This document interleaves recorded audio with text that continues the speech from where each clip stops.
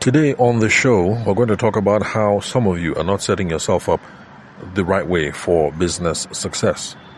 And the reason why we're doing this today is because, of course, you know that we've all just gone past 2025, we're into 2026, and I've been doing a little bit of cleaning, just looking through old notes, tossing stuff away, old consulting notes, old podcast episode notes, things like that. And I've seen a bunch of stuff that at the time I thought would have made good podcast episodes, but somehow it all just got lost in the, heap. And one of them was from this situation that I had with an entrepreneur. It didn't turn out to be an engagement. We had a couple of meetings, we spoke about a couple of things, and at the end of the day, he didn't set himself up right for success for his business idea. I think he was just coming at it from the wrong angle, or starting from the wrong basis. Anyway, let me just go into some detail, and then you'll see what I mean. So if this is your first time listening to the podcast, my name is Tavishima Ayede. I'm a former lawyer turned business consultant, and I try to help businesses grow and thrive, but I always start off from a sales and business development perspective. Just in case you hit me up and you want to see if I can help you solve a couple of your business problems, I'll always start from the sales and business development perspective, because that is what I know. That's my area of specialty. So of course, if you have an accounting problem, if you have a business management problem, I'll have to refer you to someone else. Now, if you love these sorts of things that we talk about over here on the podcast, then subscribe on Spotify, on Apple, on wherever it is that you listen to your podcast, so you can get this good business goodness that we talk about every other day on the podcast.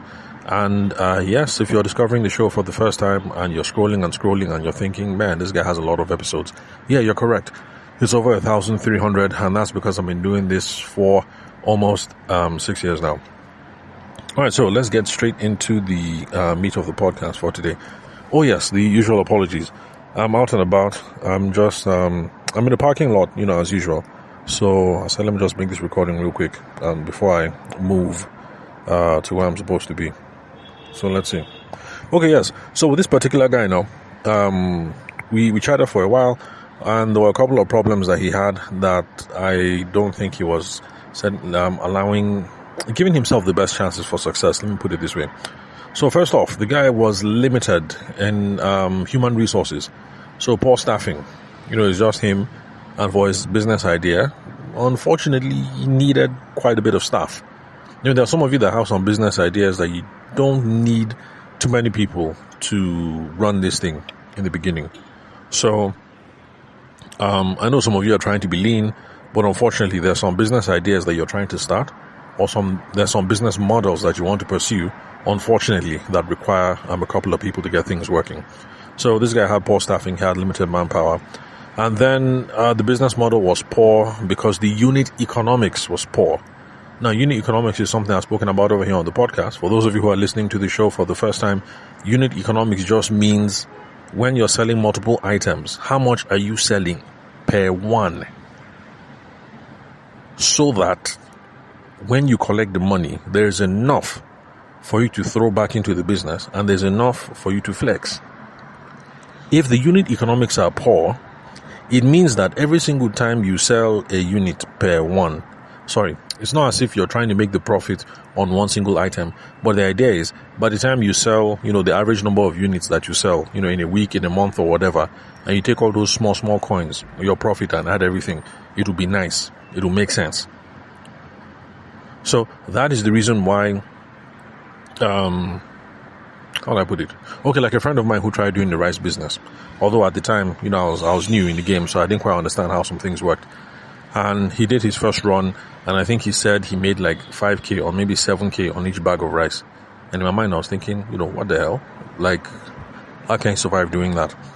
But of course, I lost sight of the fact that, when you sell rice for a living, you're not trying to make your profit on that one single bag. So if it's that you're making 5K on top one bag, the goal is, hopefully you're selling, hundreds of bags, something like that. I don't know whether you sell hundreds of bags in a month or in a week or whatever, but sure, you're expecting to make up your money on volume. So all these kinds of questions: how much are you selling your bag? How much are you selling your earphones? How much are you selling your this? How much are you selling your that? So this doesn't apply to, those of us who do services, obviously. So because we're not selling units of something, what we're selling is our time. So for those of you who sell physical products, the unit economics, it got to be there. You have to sell it at a certain price so that by the time you remove the profit, sorry, is it profit? So I'm trying to be precise so that, those of you who studied accounting won't come and roast me because I made a mistake in using the wrong terms before. But the thing is, by the time you remove the revenue on top and, whatever the accounting is, you want to be sure that the thing that remains is enough to invest back into the business and is enough for you to flex. Because business is not going to move until you invest back in it. And then, of course, nobody wants to do Jackie work indefinitely. So if you're doing Jackie work, 3 years, 5 years, 7 years, 10 years, depending on the agreement that you have with yourself or with your spouse, and you are not flexing, it will affect the level of motivation that you have. So you need to make sure that the unit economics make sense. Then, for those of you who are going to try and employ other people, because remember I said that this my guy unfortunately had limited manpower and poor staffing, you need the right incentives for business development efforts. Summary, what I'm trying to say is this: when you tell somebody, whether boy or girl, sales boy, sales girl, marketer, whatever you call them, go and sell on my behalf, if the package no make sense, at the end of the day or at the end of the week, at the end of the month, they look at the one that enters inside their pocket and the thing does not make sense, they will bounce. They will leave. And you will have high, what's that thing called? Is it turnout or be turnover? You have high turnover. As in, you will hire salespeople, you will hire a marketer January 1st. Then by February 3rd, they don't show up to work again. Then February 15th, you hire a new set. And then by March 6th, they stop coming to work. Then by March 28th, you hire a new set. And then by, June 1st, they won't show up in work again. You understand? So that's what human resource people, those of you in human resource management, people resource management or whatever, that's what you guys call high turnover. Turnover will be high because the incentives don't make sense. So if you're starting off a business now, it requires people to sell, people to hustle on your behalf, the people get. The ones that you don't have, the incentive is not making sense. Then on top of that, the unit economics, the money, the pricing of the something, the pricing now don't make sense. How are you giving yourself a chance to grow? But now Niger, my God is an awesome God, blah blah blah, I will succeed, I will prevail. And yes, you will prevail. You will prevail. But just try and start the whole hustle in a way that your chances for succeeding will go up. You'll prevail, no doubt. Just make your job easier. So, what was this guy doing now? What he was doing was he was selling colored sand. Some of you are wondering, colored sand? Oh yes, colored sand. For those of you who are wondering, it's because you don't have kids yet. And he was selling colored sand to schools, educational institutions. And the whole idea, see, when I saw it, because me, I have kids, and I remember back when the kids were little, nursery school and all of that. I remember all the different exercises that schools do nowadays, to get kids to, I think they call it fine motor skills or something, gross motor skills or something like that. You want the kids to be able to write well, to be able to, write well, run well, jump well, throw well. So, I don't like the good old days. Okay, don't mind me. I'm saying good old days as if I'm old. But during my own set, education wasn't really fancy. You would show up, you would do your writing exercises, you would do your reading exercises, you do 2 times 1, 2, 2 times 2, 4, 2 times 3, 6, and then heads of states, what again? State and capital, Abia, Umuahia, Adamawa, Yola, Akwa Ibom, Uyo. So those are the stuff we used to do. But it's like in Nigeria, they become wise that that's not how you teach kids. Because when you try that, you bore the hell out of them. So, they started making school interesting for kids. And so for like during my own kids, they'll play with clay. They'll play with what else? Clay, sand, like all kinds of things. So like when it comes to writing number 1, number 2, number 3, and all these sorts of things. So back in our own day now, you would trace it into the book. But then in some schools, you actually have the children out, it's playtime, and so they're playing in the little sandbox, and then the teacher is there, and then in the sand, they'll now be scratching 1, now scratch 2, now scratch 3, scratch 4. And the thing is, since it's playing with sand, they are learning certain skills, learning certain concepts, and they're using play, to learn. So when I saw that guy, I understood.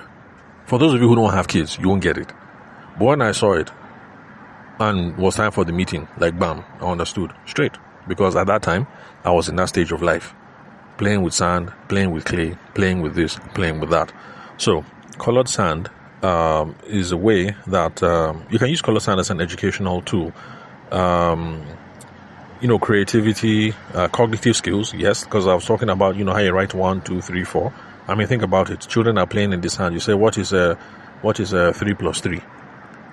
If they have nice colorful sand, they can actually scratch it in the ground, 1, 2, 3, and then 1, 2, 3, and then count it, 1, 2, 3, 4, 5, 6. So you can use it as an educational tool, and then also for creativity. And that was the part that I also really thought was cool, although I thought was the downside of the product, because they had sand of different color. So in other words, if you take red sand, and then you take yellow sand, and you mix it together, for those of us who are adults, you know what, you already know, you get orange. But then this is a nice way that you teach children. You take red sand, and you take yellow sand, and then you mix it together, and wow, orange, so cool. And you can mix in different colors. But then that was also a drawback, because once you mix red sand and yellow sand, it's not as if you can now separate the red from the yellow. You understand? But anyway, beautiful product. Beautiful, beautiful, beautiful, beautiful product. Now, as you're hearing this thing, and how we can use this product for art, how we can use this product for science, for math, how we can use it for, different things. Obviously, in your mind, you now know that if we're going to sell this product, it's not going to be anyhow schools that you sell it to. You understand what I'm saying? Because I went to, first of all, I went to Ara Nursery and Primary School. I was in Abuja. After that, I went to Jabi. From Jabi, I went to Festival Road. Then from Festival Road, I went to Wusewan Primary School. So that's where I finished my primary school. Now, don't ask me why I went to 5, 6 primary schools. I have absolutely no idea. I've asked my mom, and my mom says, to be honest, we can't remember why. So that was it. I went to all those schools. Yes, only me. 5 primary schools. It wasn't fun. If I remember one day, I got lost that's when I just got to Festival Road. Popsy had just dropped me off in school. I went to class. Then it was break time. I went out to play with some kids. And after break, now I got lost. I couldn't find my way. And so I was, and I felt like blasting, if you understand what I mean. Name no use bad language on this podcast. So I felt like blasting now, and I didn't know where the toilets were. So I just went to the bush and I decided to do my thing there, handle my business. Then when I finished blasting now, there was a problem. I didn't have tissue paper. So what will I use now? And I had to use my own and then roll it up. But then that was not enough to finish blasting. Then I saw one leaf. I decided to use the leaf to, you understand now, sanitize myself. And I learned the lesson of my life. That it is not all leaves that you can use to sanitize yourself when you're done with your business. So anyway, yeah, that was it. Those were fun days. How did I enter that one now? I can't remember how I got here. Okay, yes. So if you're going to sell this kind of product now, it is obviously not local government schools that you're going to be selling this thing to. It is not Wusewan Primary School that you're going to sell this thing to. It is not primary, what's it called? Now all these government schools, it's going to be private schools that you sell this thing to. You need to reach out to the right kind of schools. I researched the school well. The schools of a certain class, of a certain cadre. Because local government schools, they don't care about which one is gross motor skills. They say gross motor what? Like, will you sit down there and start reciting your multiplication tables? They're not going to use sand. They're not going to use Montessori teaching method or, blah, blah, blah, all this fancy modern stuff. Sorry, excuse me. I have a bit of a cold. So, to get this thing going, we need to identify the right kind of schools, and it had to be certain kinds of schools in Abuja. You already know, so let me not stress that. Then, of course, we have to build relationships in this school. You're going to have to build relationships with school administrators, teachers, also like therapists. Yes, therapists are needed, unfortunately.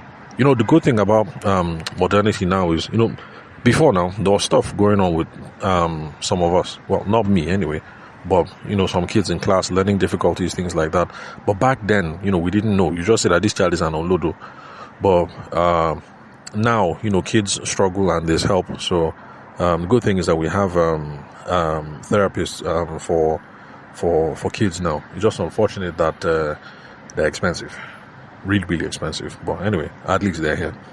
So we have to build relationships with teachers and with schools, with therapists, things like that. Then, to sell that kind of product, whether you like it or not, you'd have to do lots of personalized presentations. Because you have to go to school, you will talk to the principal, you will talk to the class teacher, the art teacher, the math teacher, making presentations, showing how this thing works, maybe provide free samples, things like that. So all these sort of things would have been part of a sales strategy. Excuse me. And you can see that already this is going to be quite a bit of work. Unfortunately, the entrepreneur in question thought that this thing will go big and it will go big fast. But I have some bad news for you. If it's just you can't make the thing grow big fast. It will require lots of time because it's just you. If you want to shorten the time, you need to invest in the money and hire other legs and other hands and scale beyond yourself. You need manpower to push it. But what I'm just saying is you need other people or you need time for all these ideas that we're talking about.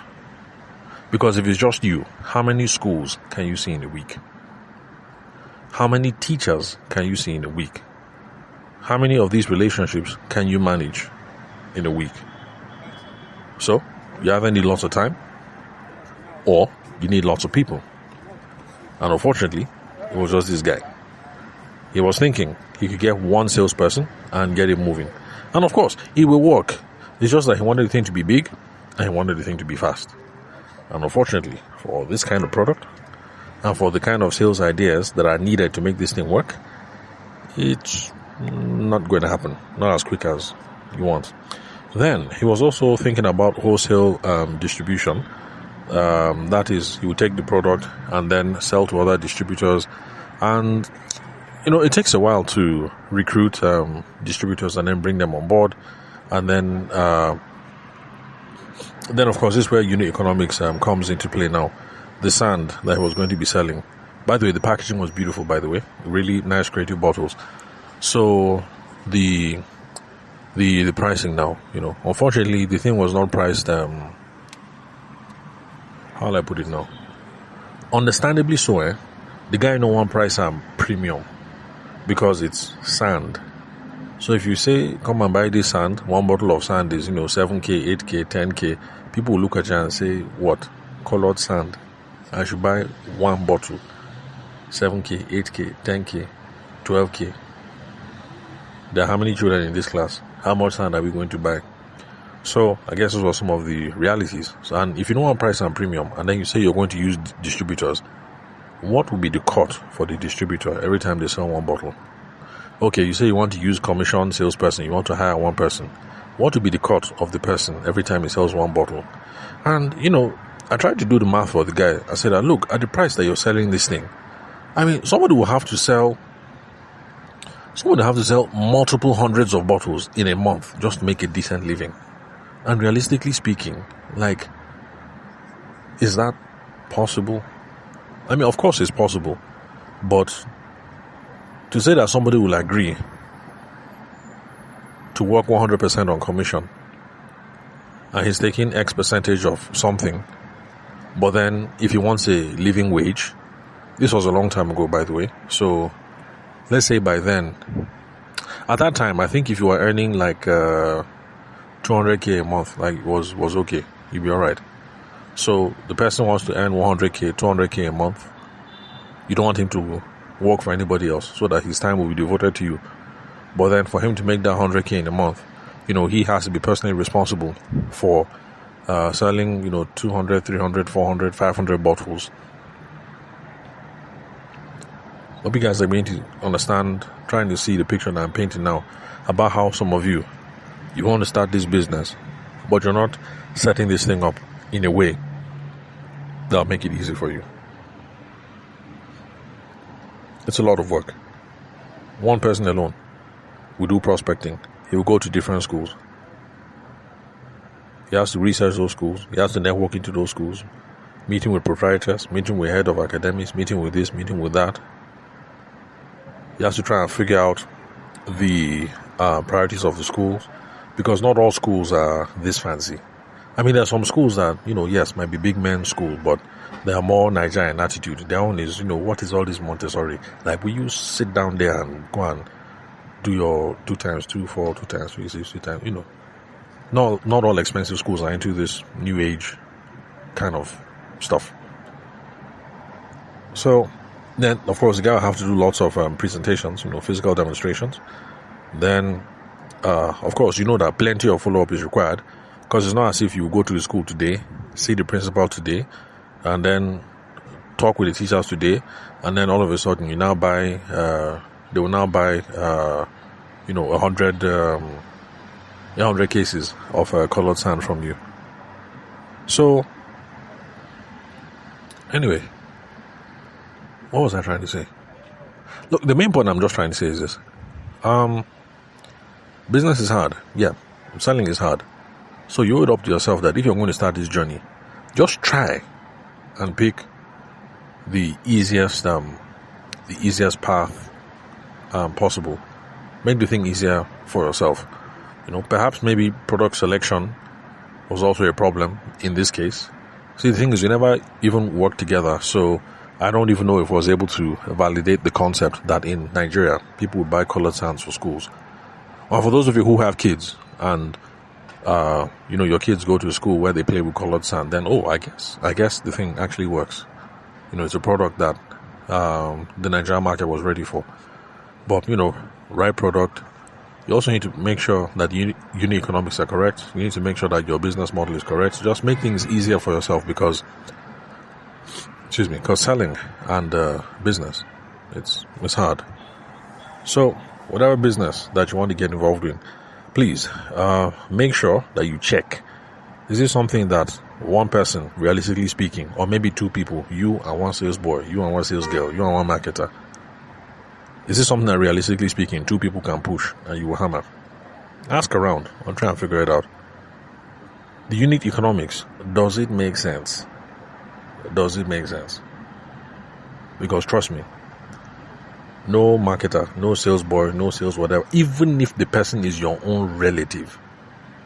And I saw something like that. There was one guy that I knew, and I just called him to say what's up, and he said that he had to take off, that he left Abuja and he had to flee to Lagos. And I understand.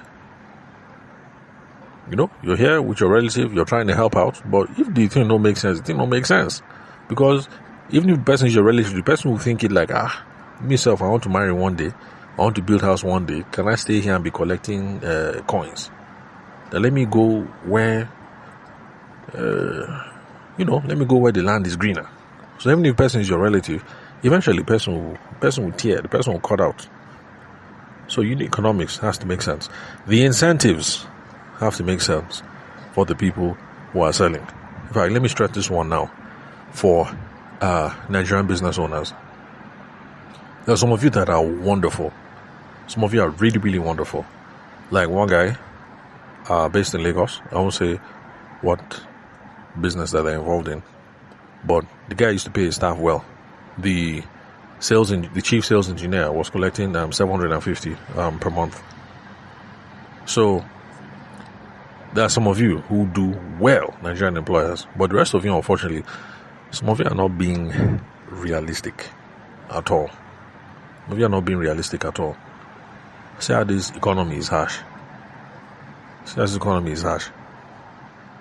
Then you now tell somebody to work for you. Right, let me say the one that I know. This guy was a video editor. He was working in a church. I won't say which church, but it's one of those big churches. And then at the time, they were giving him 50K in a month. I didn't want to use my mouth and tell him, so I started asking him some questions, and then he saw the light by himself. They were giving him 50K per month. And so one day I asked him, 50K, then how much do you spend on transport? The guy said 35K a month. That's how much he was spending on transport, 35K. I didn't say anything. Then I now told him that, I know this guy.